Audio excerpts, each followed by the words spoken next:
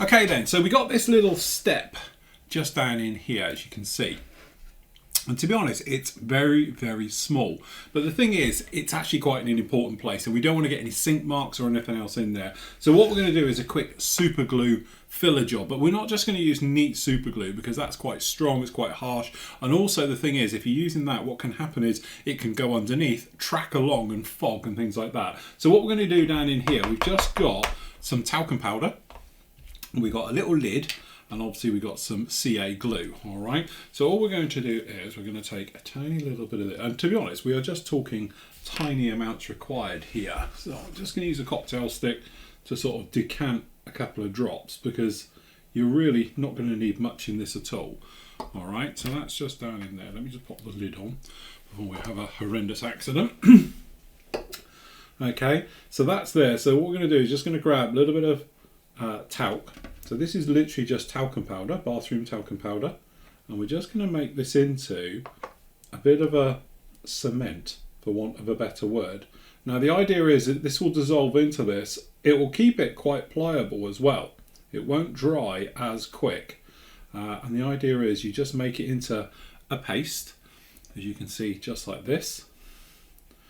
And then it's pliable now, you know, and you can actually maneuver this round and all the rest of it. So what you can do now, we can grab, probably not going to need as much of that as you think. We've got it onto this area here, and then what we can do is put some magnifiers on. So because it's quite detailed work, we can actually come along now and just put a drop of this just down in there along the entire seam. All right, and then we can just leave that to do its bit. But what we're going to do is we're just going to agitate it a little bit over that seam, just to make sure it knocks all the air out. And as you can see, it will sort of self-level. It's pretty good stuff at this. Now the great thing obviously about using a CA glue like this is that it technically is going to have zero shrinkage down in here. So again, we've got a little tiny little mark just down in there. So again, we're just going to come along, we're just going to smear just a little bit of this in, just around those areas. We're going to come in on this side, and to be honest, this side looks pretty darn good. But again, you can probably see how this isn't automatically going rock hard or anything else like this. This will make this quite pliable for around about 5 to 10 minutes. So it actually becomes a very, very nice filler. And again, it will sort of self-level. You can build it up on top of each other. So as you've got it just down in here, what we're going to do, we're going to take a little bit more of this, and we're just going to sit this on here, and we're just going to let it come across. And the talc, as I said, makes this workable for around about 10 minutes. The other beauty about this stuff is that it will actually sand really easy. The downside to using any type of super glue, it goes rock hard.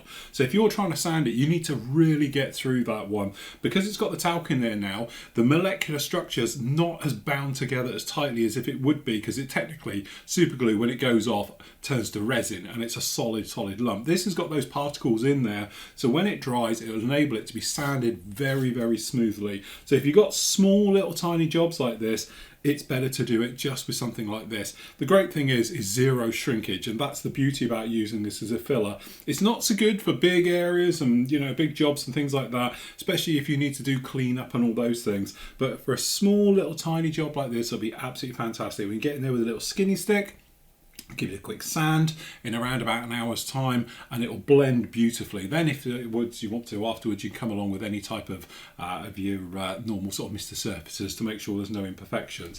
But as I said, it is really, really good with it. So don't be too over top with it as well straight away, because again, it has take about an hour to dry. This will really slow down. Easiest way is if you've got a little bit left in here, you'll be given a clue by how long this takes to go off. But again, if you sort of haven't got much in there, allow it, because what can happen is it dries on the surface, but if you start to sand it too soon, you'll get a wet spot underneath, and then that way you can get a little divot in there and all the rest of it. So just leave it through it. The reason for using that now, once the super glue, since the PVA glue is totally dry, the super glue can't get through that. So that's made a barrier to stop it flowing through underneath. Yet if you'd use neat super glue, because it's quite a hot product, that can eat through PVA glue again. So again, if the PVA glue hasn't totally gone off, it might just seep underneath, and if it comes underneath and then obviously to the inside and so forth and so on, you can end up with a real problem. But that all looks good, and again, by looking down in here, you can see we've got no fogging, because this stuff is now going off very, very quickly. So it's not sort of gassing off like you might imagine it normally would do. So that's quite good on there. So what we're going to do, we'll leave that down there for an hour. We're going to come back then obviously with some fine sanders, some skinny sticks, just give it a gentle rub, polish it up again, and then we'll all be ready for getting this into primer. Okay, so it's been around about an hour and a half since we did this. And if you look down, you can probably see it's now white, and it actually looks quite chalky on the top, although nothing really comes off of it. But as I said before, have a look at the dish you made it in, give it a test, make sure this has totally gone off, and you might notice little bits of powder in there, but generally as long as that's all gone off, you'll be absolutely fine. You can obviously give it the nail test, as I call it, so just give it a push, make sure you are solid, and now you're good to go. So clean up's pretty straightforward, usual thing, working through your grits. So if I can find my medium, there we go. So what we've actually got here is one of our dual ones here. So it's got basically medium paper on the back, and then we've got a sponge just to get in amongst it all. Again, we don't have to worry about any damage that we might cause onto the clear part, because it's all masked up as well, which is quite nice. So as you can see, it is come along very, very nice, looking pretty good. So we just come along with a medium sanding out, nice on there. And again, we're not trying to kill anything or rip through, but you notice how dusty it is, and this is that talc coming through. So we're just going to go right on that area, and as you can see, going in, and it's nice and easy to sand this.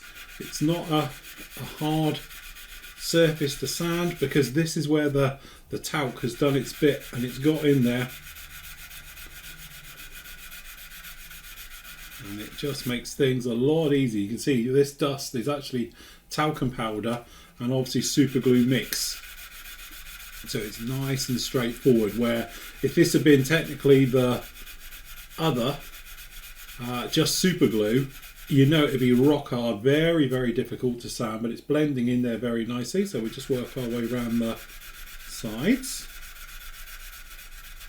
So again, we just work our way down in here.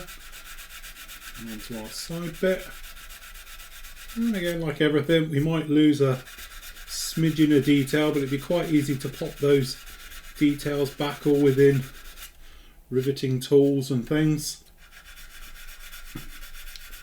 So we'll just literally take our time, and it's a nice straightforward job there. And then what we can do, come onto our sponge, and you can see no real damage or anything caused.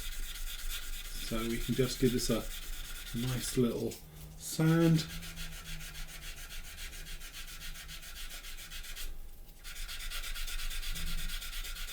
All the way down. There we go. How nice is that looking? No problems with that at all. So we just got to come around on this side, these little areas. So again, just keeping the width of it. So we'll start, just work our way around this frame side.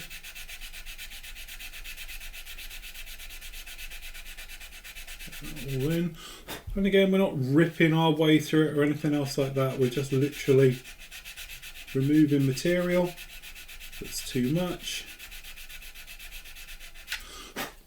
Okay, then we can pop into the sander. We've still got all that riveting detail, we haven't lost any of that at all. So we've just got this small little profile bit here. We've got a little bit of a step. So again, usual thing we've done with all the sanding. We'll just work our way, sort of 45 degrees.